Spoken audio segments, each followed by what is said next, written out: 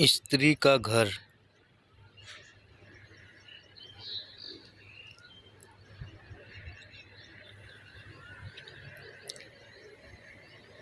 शादी के पहले 5 साल तक लता ने पूरी कोशिश की थी कि प्रशांत को बदला जाए, लेकिन फालतू का गुस्सा करना और बाद में लता को भला बुरा कहना यह मानो जैसे उसकी आदत बन गई थी। कोई भी वाद विवाद होता तो प्रशांत सीधा लता को बोल देता, अगर मैं तुम्हें अच्छा नहीं लगता तो क्यों चली नहीं जाती अपने मायके, क्यों रहती हो मेरे साथ।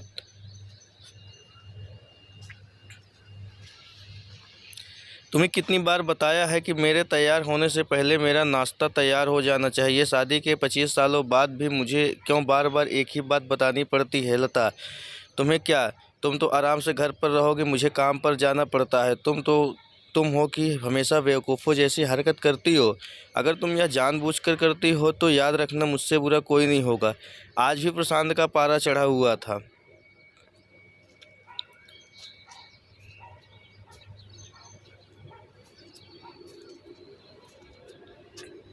इन कट शब्दों में अपना गुस्सा उतारते हुए गीला तौलिया कुर्सी पर फेंकते हुए प्रशांत गुस्से से लता की तरफ देखने लगा।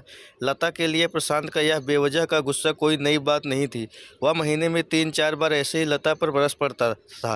पहले लता उसका विरोध किया करती थी, लेकिन जब कई सालों तक प्रशांत में कोई बदलाव नहीं देखा तो लता ने खुद को ही बदल दिया। अब प्रशांत के कुछ भी कहने पर लता को कोई फर्क नहीं पड़ता। प्रशांत की हर बात वो चुपचाप सिर नीचे झुकाए सुन लेती थी। शादी के पहले 5 साल तक लता ने पूरी कोशिश की थी कि प्रशांत को बदला जाए, लेकिन फालतू का गुस्सा करना और बाद में लता को भला बुरा कहना यह मानो जैसे उसकी आदत बन गई थी। कोई भी वाद विवाद होता तो प्रशांत सीधा लता को बोल देता, अगर मैं तुम्हें अच्छा नहीं लगता तो क्यों नहीं चली जाती अपने मायके, क्यों रहती हो मेरे साथ। प्रशांत ने बोला। इतना सब कुछ होने के बावजूद लता प्रशांत के साथ रहती थी, क्योंकि उसे अपनी बेटी की फिक्र थी और वह जानती भी थी तो जाती भी तो कहाँ। अपने बूढ़े हो चुके माँ बाप को इस उम्र में परेशान करना वह नहीं चाहती थी। समाज और लोग क्या कहेंगे यह भी तो उसे देखना था। वह इतनी पढ़ी लिखी भी नहीं थी कि खुद जाकर कोई नौकरी कर सके और अपना और अपनी बेटी का पालन पोषण कर सके।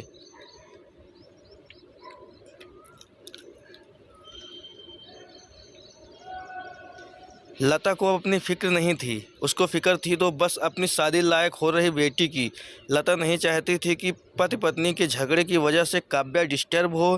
काव्या की पढ़ाई पूरी हो चुकी थी, उसके लिए अब शादी के रिश्ते आने लगे थे।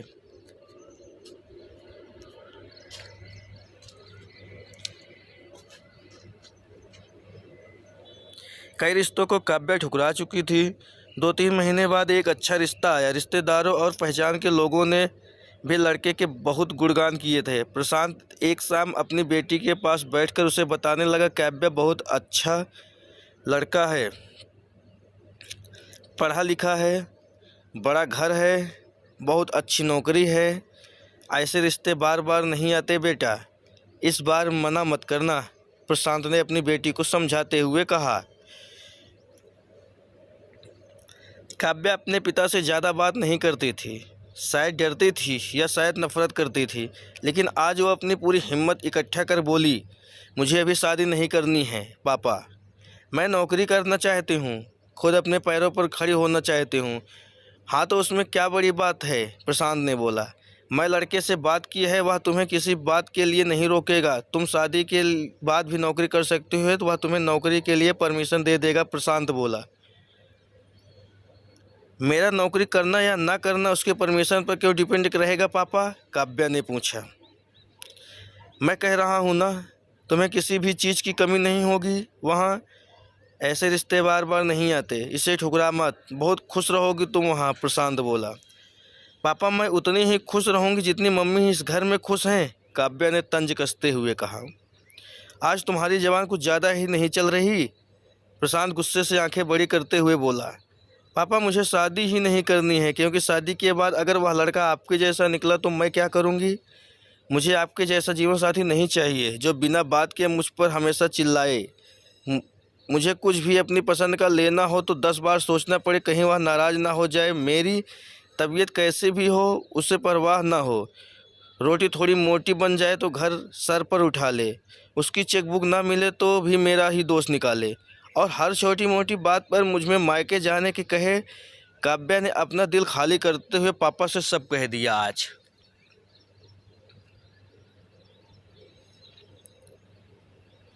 प्रशांत का गुस्सा सातवें आसमान पर था, लेकिन उसके मुंह से एक भी शब्द नहीं फूट रहा था। वो काव्या की बातें सुन रहा था। काव्या उतना ही बोलकर चुप नहीं हुई। आज पहली बार वह अपने पापा के सामने इतना कुछ बोल रही थी। पापा, आपने माँ के साथ हमेशा गलत व्यवहार किया है। आप अपने ऑफिस का गुस्सा बिना सोचे समझे माँ पर उतार देते हैं। कभी इस बात की भी परवाह नहीं करते कि उन्हें कैसा लगता होगा। आपकी बातें सुन सुन कर माँ स्वाभिमान खो चुकी हैं। प्रशांत आज पहली बार अपने किए बर्ताव को महसूस कर रहा था। वो इतना बोल पाया, जो तुम्हारा मन है वो करो, मैं तो इतना बुरा हूँ ना। काव्या ने प्रशांत का हाथ पकड़ा और बोली, पापा, मुझे सिर्फ एक सवाल का जवाब दे दो। क्या आप चाहोगे कि मेरा पति आपके जैसा हो? अगर आपका जवाब हाँ है तो कर दीजिए मेरा रिश्ता आज ही, और ना है मुझे आत्मनिर्भर बनने दीजिए। प्रशांत ने कुछ बोल पाया और वहाँ से चुपचाप बाहर चला गया। आज उसे लता के सामने जाने में शर्म आ रही थी। चलते चलते आंखों से आंसू बहते रहे थे। प्रशांत ने आज अपने आप को बदलने का निश्चय किया। अगले दिन लता ने अपने पति के काफ़ी बदलाव देखा। वह सोचने लगे कि जो हिम्मत काव्या ने दिखाई, वह हिम्मत अगर मैं पहले दिखा देती तो शायद आज परिस्थितियाँ कुछ और होती। अब काव्या पढ़ लिख कर अच्छी नौकरी करने लगी थी। 3 साल बाद उसके लिए अच्छा रिश्ता आ गया और विदाई का प्रस्ताव बोला, बेटा तो हमेशा खुश रहेगी, क्योंकि तेरा पति तेरे बाप जैसा नहीं है। प्रशांत की यह बात सुनकर लता और काव्या की आंखें आंसू बहने लगे। दोनों हमारे समाज में औरतों को भले ही देवी का दर्जा दिया जाता है, लेकिन वह स्वतंत्रता नहीं दी जाती है जो उन्हें सच में देनी चाहिए। उन्हें बचपन से ही बताया जाता है कि बेटी पराया धन है। स्कूल से आने में देर हो जाए तो पिटाई मिलती है, मोबाइल पर बातें करते हुए दिख जाए या खिड़की से झांकते हुए दिख जाए तो शक किया जाता है। माँ बाप का घर तुम्हारा नहीं है, पति का घर ही तुम्हारा घर है। जीवन भर यह बातें बता बता कर उन्हें ससुराल भेज दिया जाता है, और एक दिन किसी छोटे मोटे झगड़े में ससुराल वालों से उन्हें सुनना पड़ता है कि इस घर को छोड़ दो और मायके चली जाओ। अब आप ही बताओ दोस्तों, ऐसी स्त्रियों का सच्चा घर कौन सा? आखिरकार वो किस घर को अपना कहे? दोस्तों, पति पत्नी की छोटी सी झगड़ा रिश्तों को ख़राब कर देती है। स्टोरी अच्छी लगी तो चैनल को लाइक एंड सब्सक्राइब कीजिए।